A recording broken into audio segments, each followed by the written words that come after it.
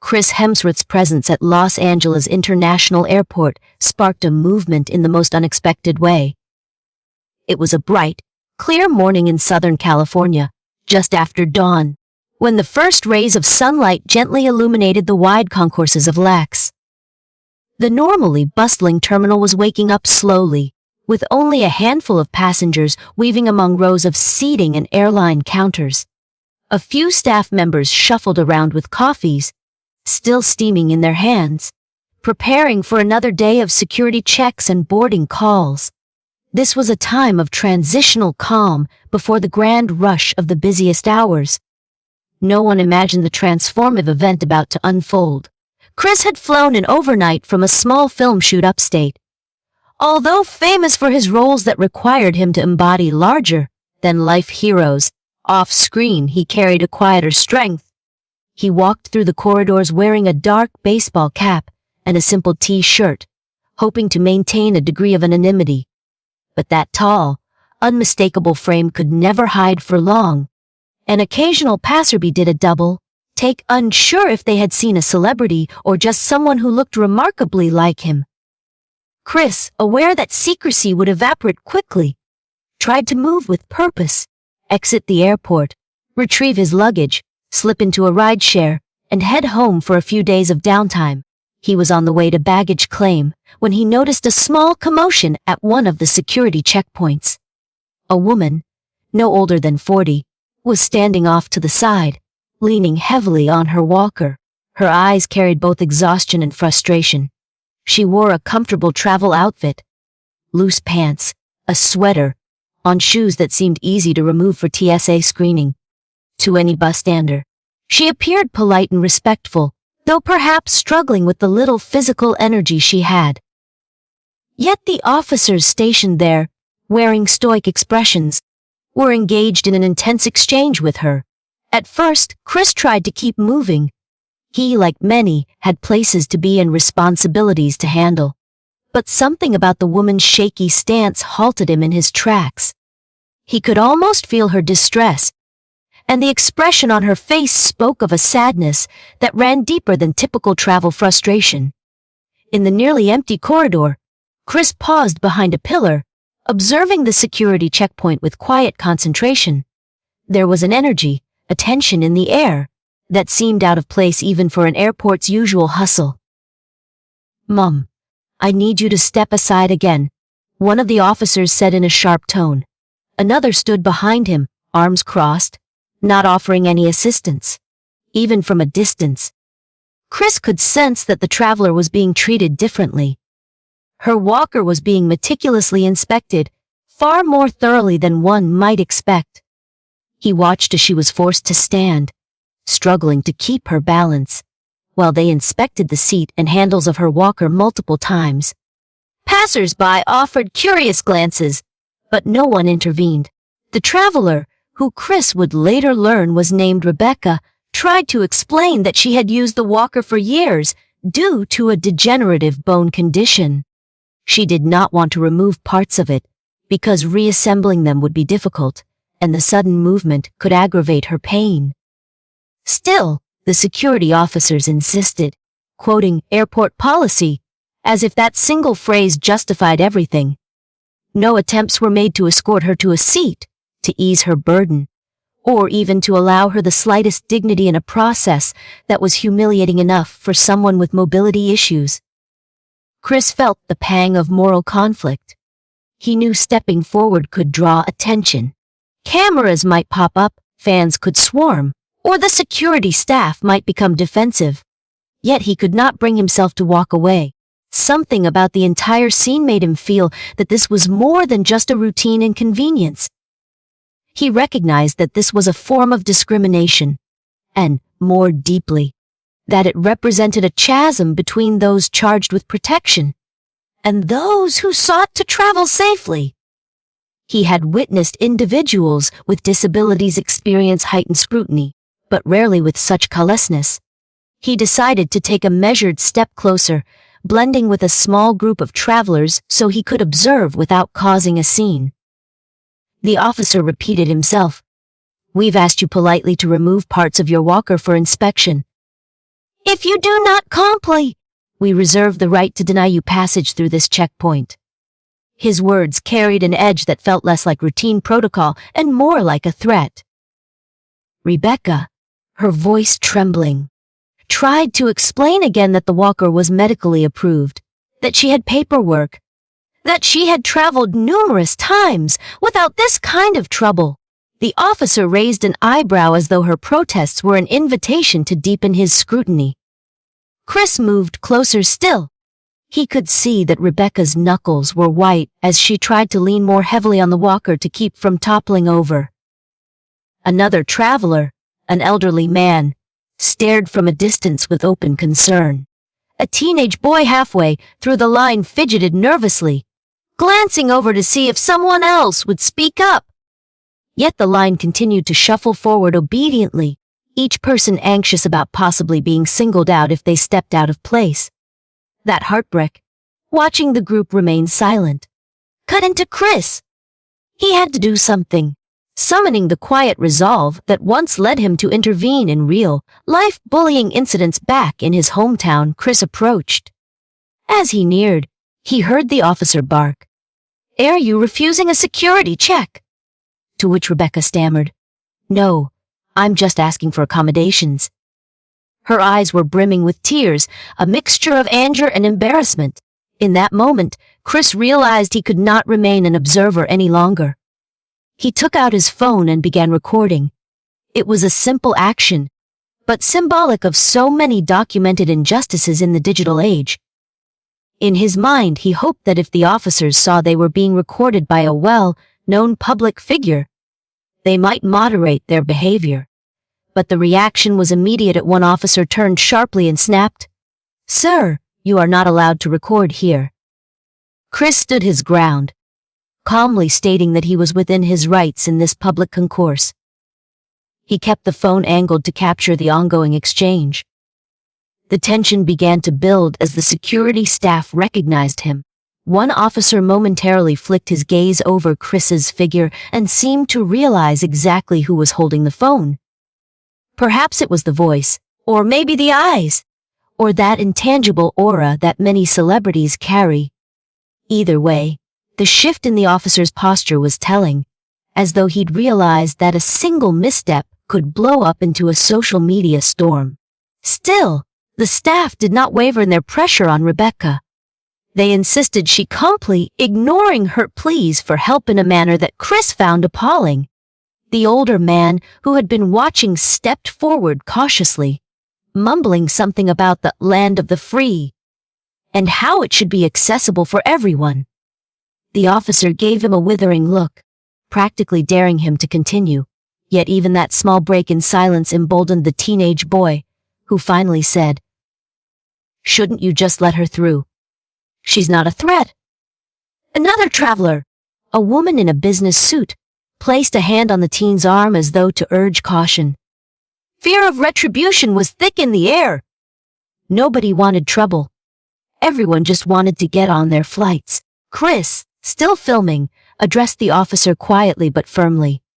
"Look, I can see you have a job to do, but she's been standing here for a long time, and it's clear she needs the walker to support her. Is there a reason no one has offered a chair or an alternative screening method?" His voice was calm, yet it carried that presence he was known for.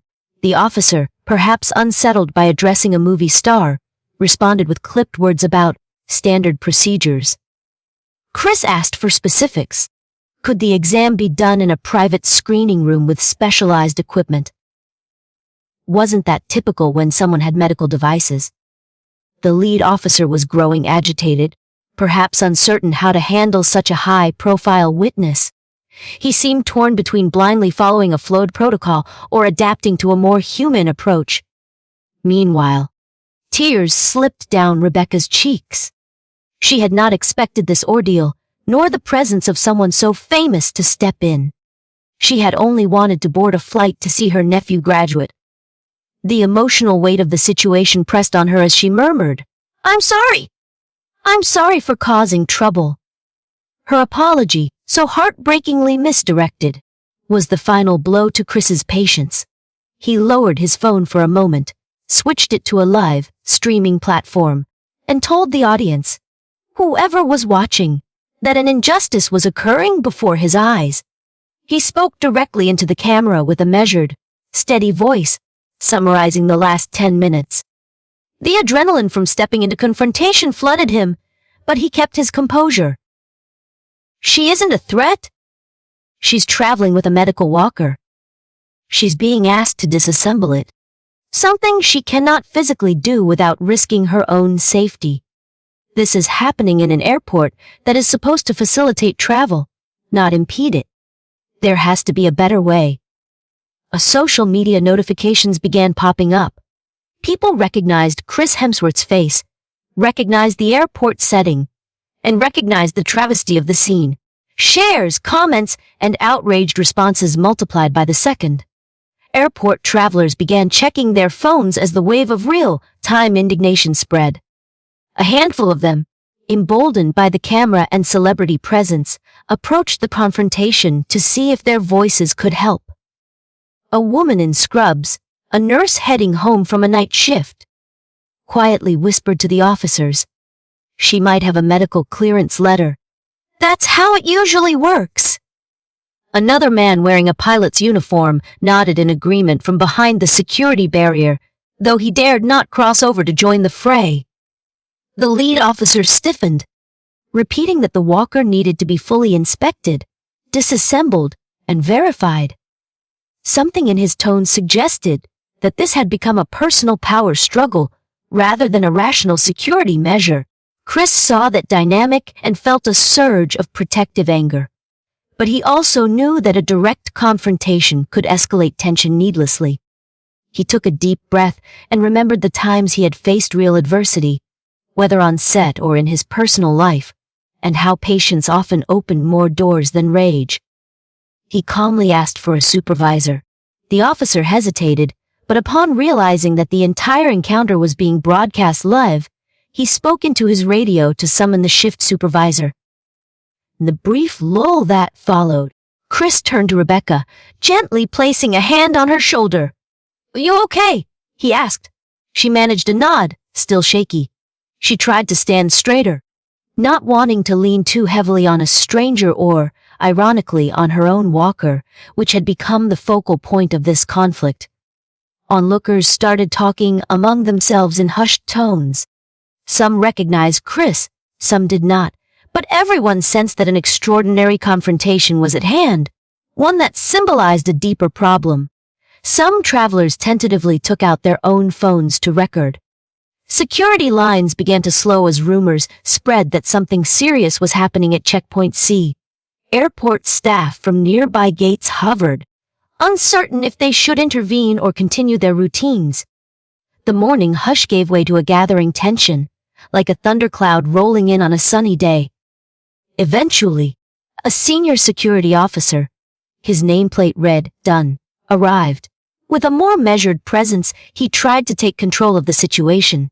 At first, Officer Dunn politely nodded to Chris, acknowledging him with a slight bow of the head, but then he locked his attention on the subordinate who had been handling Rebecca's case. A heated, hushed exchange followed, with the officer pointing to the walker, then to the phone in Chris's hand, as if to say, "Look what you've gotten us into." Officer Dunn turned to the small group that had formed.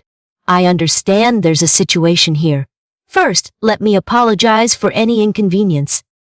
We do have guidelines for screening medical equipment, but we always aim to do it respectfully." His tone was professional, but Chris sensed it might be more about damage control than genuine concern for Rebecca. Dunn asked Rebecca if she had a medical certificate or doctor's note on hand. She shook her head, explaining that usually the standard procedure was a swab test, a quick pass through a separate metal detector or a pat down, not a forced disassembly. She had never been required to carry medical documentation for something so basic. Chris spoke calmly, addressing Dunn. "I'm not trying to undermine security. We understand the necessity. But this woman has clearly been through enough. Could we at least offer her a seat, do an alternate screening, and let her retain her dignity. Dunn pursed his lips, glancing at Chris's phone. By now, thousands of viewers had joined the live stream, sending supportive messages for Rebecca. With each passing second, the pressure mounted for Dunn to resolve the matter gracefully. At last, Dunn nodded and signaled for a female officer to bring a chair. Rebecca sank onto it with a grateful sigh. Still, they insisted on some form of screening, so Dunn proposed a private area inspection. Rebecca agreed, but only if she could remain seated and keep her walker within reach. While the rest of the travelers watched, Dunn gestured to Chris and said, "Sir, we appreciate your concern, but we'll handle it from here." Chris glanced at Rebecca, reading the worry in her eyes. He decided that stepping away entirely would feel like leaving her vulnerable. She gave him a small, hopeful smile, wordlessly conveying her gratitude. They guided Rebecca to a small, glass-enclosed side room used for more thorough screenings. Chris, determined to witness the outcome, positioned himself just outside the glass, still filming. The vantage point allowed him to see how the officers handled her walker, how they spoke to her, and whether they showed her any respect. Dunn directed a scanning wand gently around the walker's metal frame, then ran a residue test on the handles. The entire process, once done carefully and compassionately, took less than 5 minutes. Far from the intimidation tactics used at first, these standard procedures appeared straightforward and not at all invasive. During that time, the lead officer who had initially confronted Rebecca stood near the door, arms crossed, clearly resentful of the entire spectacle. But under Dunn's watch, he did not speak or make further demands. Outside, the cluster of travelers who had formed began discussing their own experiences. One older woman recounted how she had been patted down aggressively because she wore a knee brace. Another man mentioned how his wife, who used a cane, was once forced to discard it temporarily during screening and nearly fell. Their stories carried a consistent theme. Security protocols could sometimes degrade into forms of bullying when empathy was missing. When Rebecca emerged from the side room, she wore an expression of relief, but also lingering anxiety. At last, Officer Dunn gave a formal nod, cleared her to pass, and even apologized for her inconvenience. That minimal courtesy felt like too little, too late. Yet it was better than the intimidation she had faced earlier. Chris ended his live stream with a final glimpse of Rebecca's relieved face and the watchers' uncertain expressions. He promised his audience an update soon, and that he would not let this injustice disappear. In the quiet that followed, Chris realized that the authorities might try to spin the incident or dismiss it as a misunderstanding. He asked Rebecca for her contact information in case legal support or media follow-up became necessary. She hesitated, still trembling from the ordeal, but ultimately recognized how vital it could be to have a public figure standing by her side if the story went viral. With the crowd beginning to disperse, she thanked Chris, tears returning to her eyes, not from fear this time, but from gratitude. The travelers who had watched offered her words of encouragement, murmuring about how unfair the entire thing had been.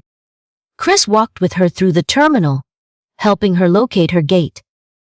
She explained how her condition had worsened recently, that traveling had become more of a challenge, but she had not wanted to miss her nephew's big day. She confessed that the humiliating treatment made her wonder if she should ever attempt to fly again. Chris listened, quietly absorbing her words, feeling anger simmer in his chest at the knowledge that thousands, maybe millions, of other travelers with disabilities faced similar indignities.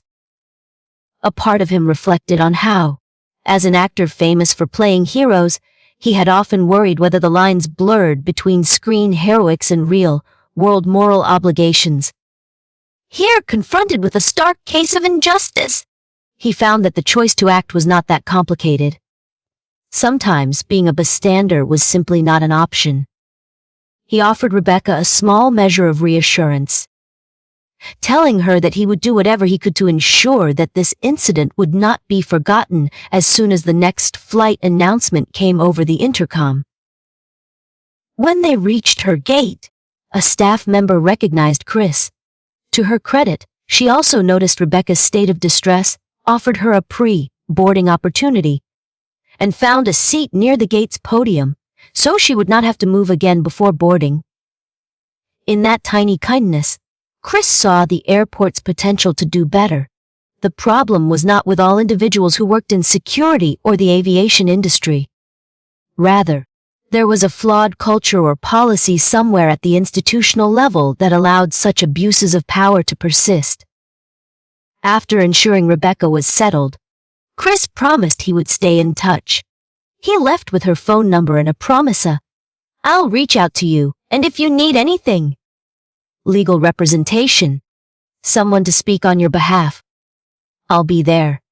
She clasped his hand briefly, too overwhelmed to say more, but her eyes conveyed the depth of her appreciation.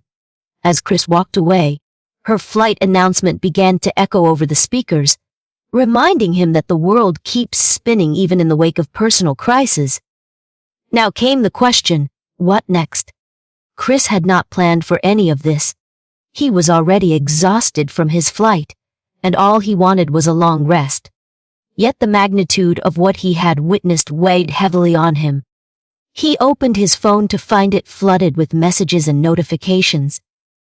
People from around the world were commenting on his live stream, expressing outrage, sharing stories, calling for accountability. Some of his industry friends had already reached out, commending him for speaking out, or offering to connect him with legal and disability rights organizations. The spark had been lit, and it was growing into a much larger flame.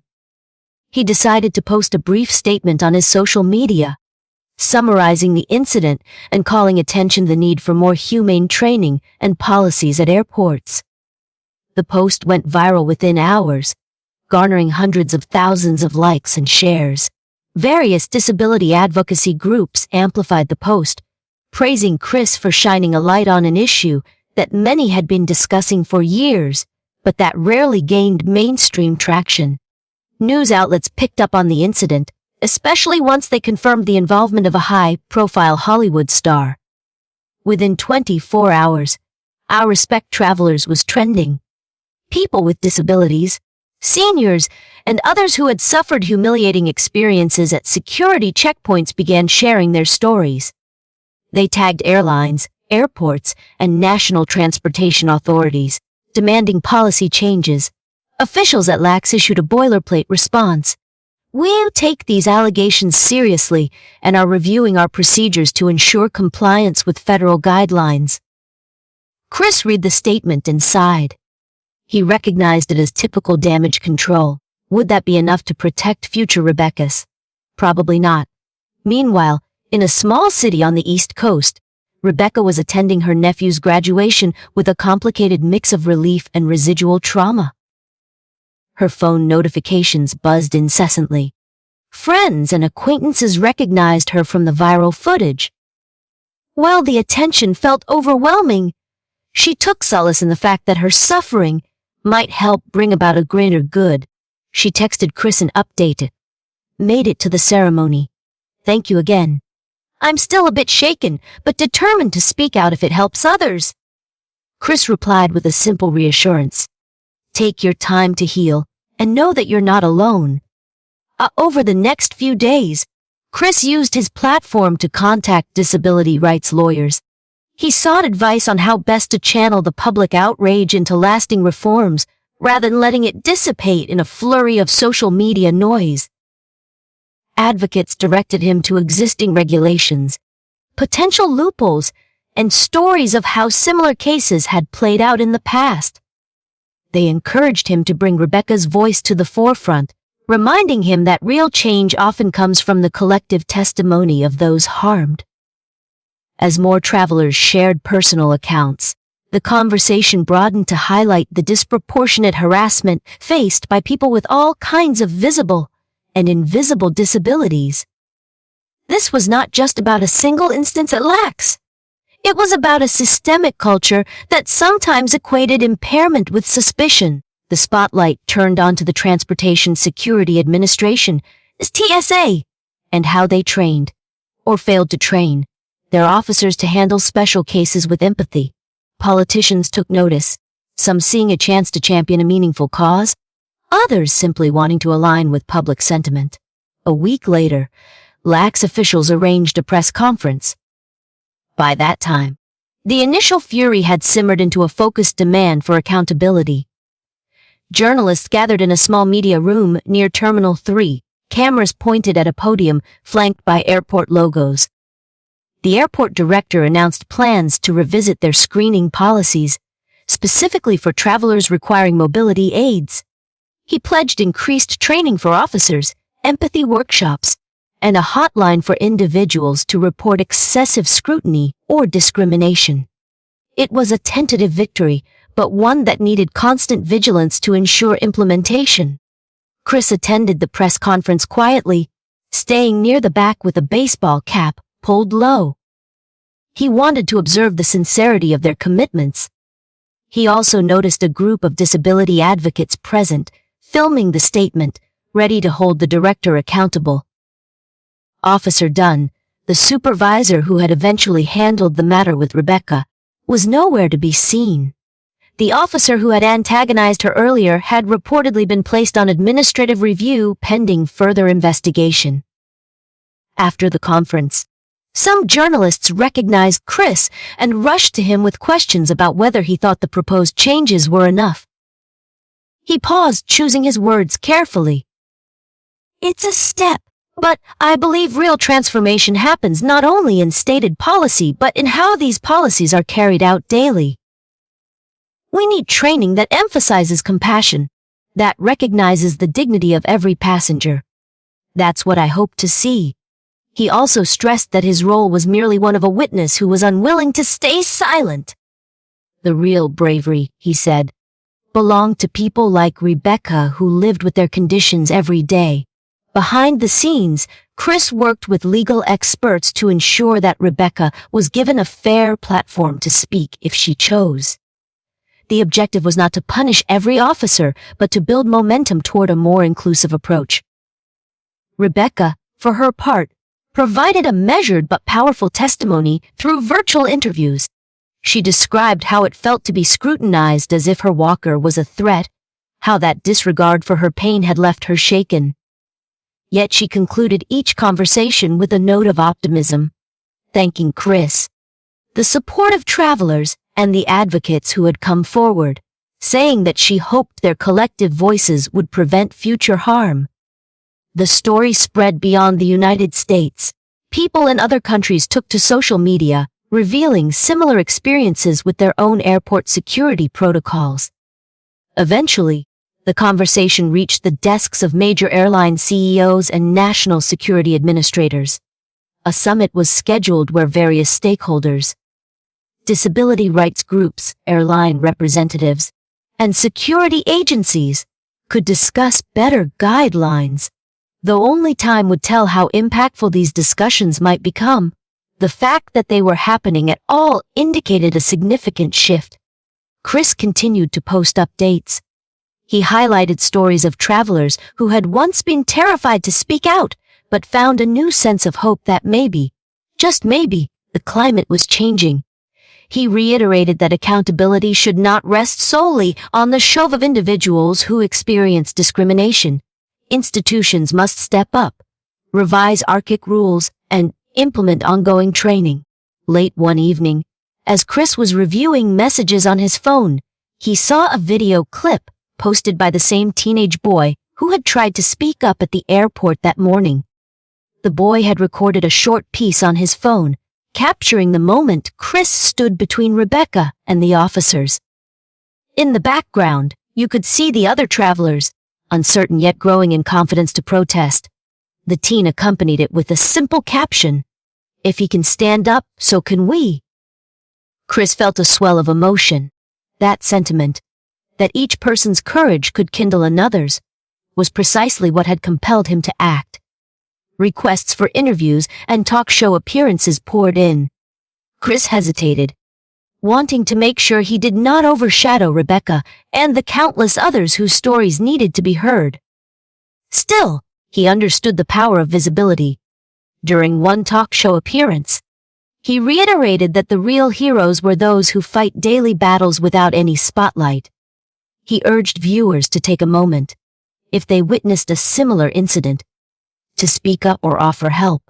Simple acts of compassion could undermine a culture of fear.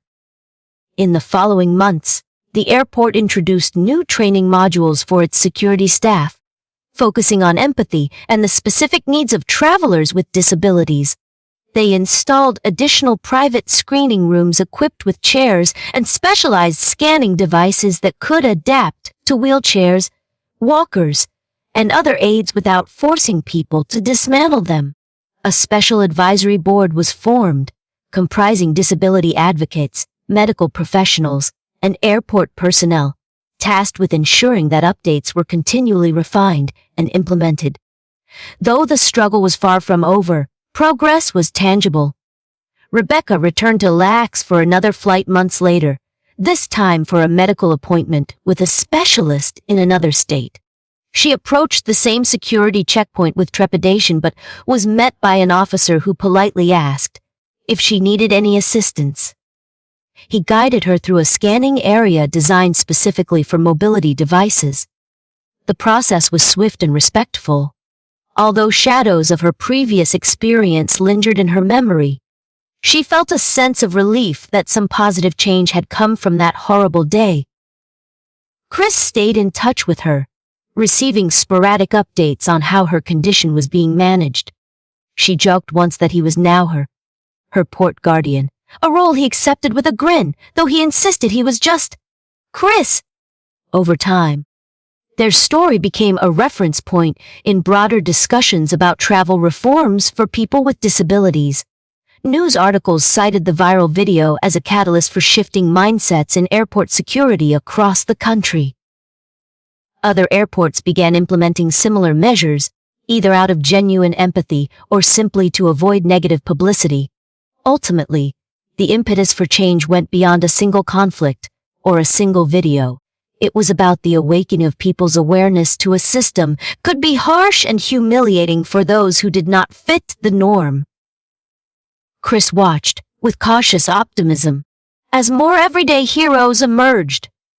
Those traveling with parents who used wheelchairs or guiding children with special needs began to share simpler, smoother encounters at various airports. There were still incidents of discrimination. Unfortunately, no system changes overnight. But those incidents no longer disappeared silently.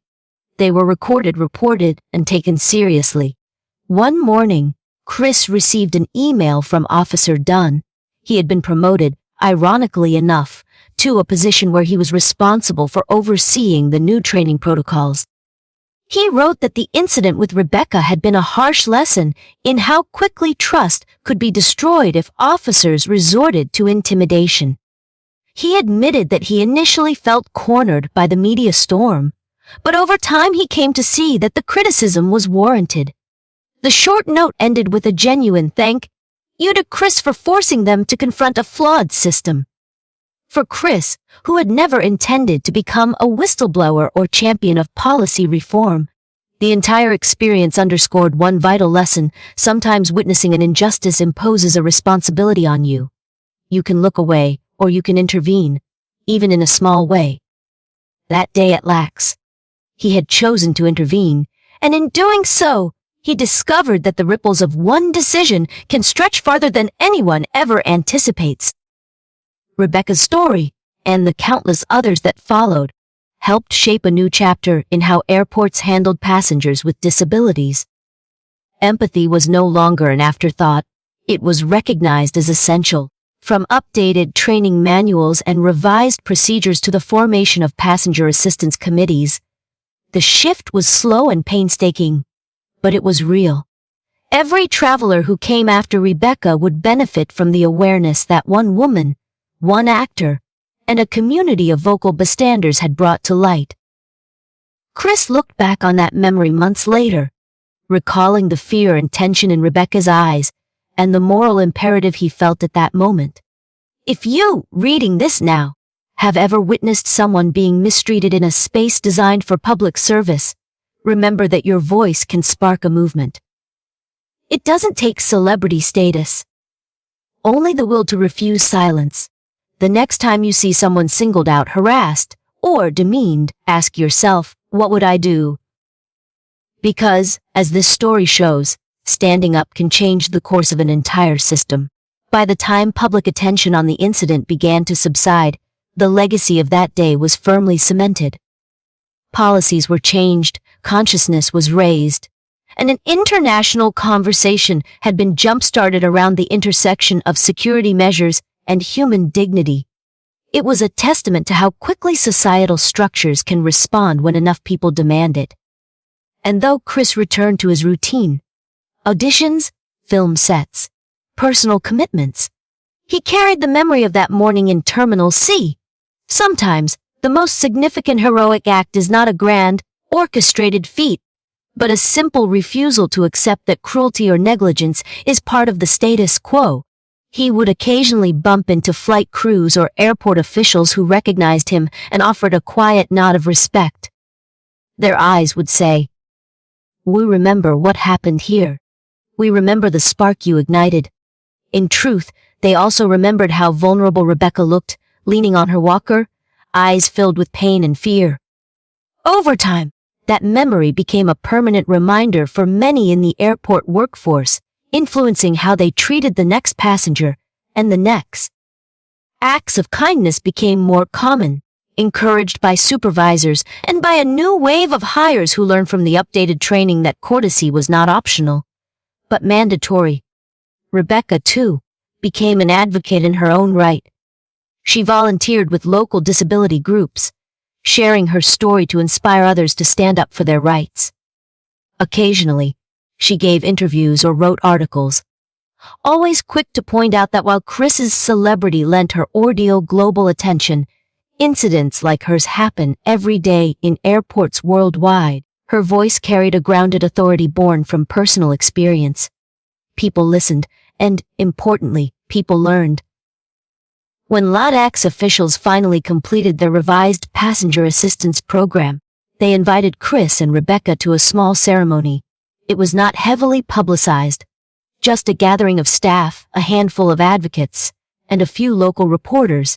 They showcased new signage that detailed traveler rights, including a dedicated line for those requiring mobility aids or additional assistance. They demonstrated a new piece of scanning technology that allowed for more nuanced inspections without forcing someone to disassemble their mobility device. And they offered a short role-play demonstration with staff members showing how they would politely address travelers like Rebecca under the new policy. In that informal ceremony, Chris and Rebecca stood side by side. They each took a moment to speak. Chris recounted the day he had witnessed her struggle, emphasizing that empathy could never be optional in security work. Rebecca, her voice calm and confident, reiterated that one's dignity should never be an afterthought. Several employees wiped tears from their eyes, moved by the sincerity of her words. By the end of the day, they shared a quiet cup of coffee together at a small cafe in the terminal. Life felt strangely full-circled, the same airport, the same bustle of travelers, but a different atmosphere altogether. While cynics might argue that real change only happens slowly, Chris felt tangibly that something had shifted. And for Rebecca, simply walking through these corridors without apprehension signaled an immense personal victory. Since then, more changes have trickled through the aviation industry. Some airlines introduced dedicated check-in counters for travelers with disabilities, offering specialized assistance early in the travel process. Others integrated improved staff training modules. Federal agencies, under mounting public pressure, commissioned studies to gather data on how security screenings impacted those with mobility challenges, fueling further legislative proposals. Each small step in the direction of empathy and accessibility was a direct offshoot of that tense morning confrontation. Even after global headlines moved on, The story lived on in the hearts and minds of countless travelers. If you were to pass through LAX today, you might notice subtle improvements. Wider lanes for those who use mobility aids, staff members who double check if additional help is needed, friendlier signage clarifying a passenger's rights. And you might see a poster in a back hallway reminding security personnel of their mandated protect, but also respect. Such a reminder was born from the collective outcry that Chris's live stream unleashed. In the grand scheme of things, the reformation of airport security protocols is still a work in progress. But those who encounter a more compassionate system each day, especially those with walkers, wheelchairs, or hidden disabilities, know that real progress has been made. In the annals of LAX history, the day Chris Hemsworth decided to record an injustice stands out as a turning point. One that proved a single witness can become a warrior for change, and one small act of protest can evolve into a broader reform. The movement that he sparked remains a testament to the power we each hold to stand against discrimination whenever we see it. If you have ever felt the frustration or fear of facing institutional indifference, remember that your voice matters. Every story shared, every camera phone raised, every person who refuses to look away can tip the scales toward justice. So the next time you see someone struggling at a security checkpoint, or anywhere else, take that moment to consider what your support might mean. Your choice to intervene, or simply to bear witness with sincerity, can ripple outward in ways you cannot predict. Rebecca's journey continues, with better medical treatment and a renewed sense of confidence. Chris, too, carries on with his career, stepping into roles that often portray fictional heroes. Yet both know that real heroism lies in simple, everyday decisions. In seeing a fellow human being's dignity, in refusing to let prejudice or bureaucracy overshadow compassion. Their collaboration with advocates has already changed the lives of many, and it will continue to do so, one policy update at a time. Before you go, take a moment to reflect on your own experiences, the times you may have faced barriers or witnessed others struggle in silence. Would you stand up as Chris did? Can you see a place in your own life where an act of kindness, or an act of defiance, might spark a movement? Keep those questions alive in your heart, and remember your choices have the power to transform. Join our community for tomorrow's story at 7 p.m. Until then, carry forward the spirit of compassion and justice, and may the skies be a little friendlier for all who travel.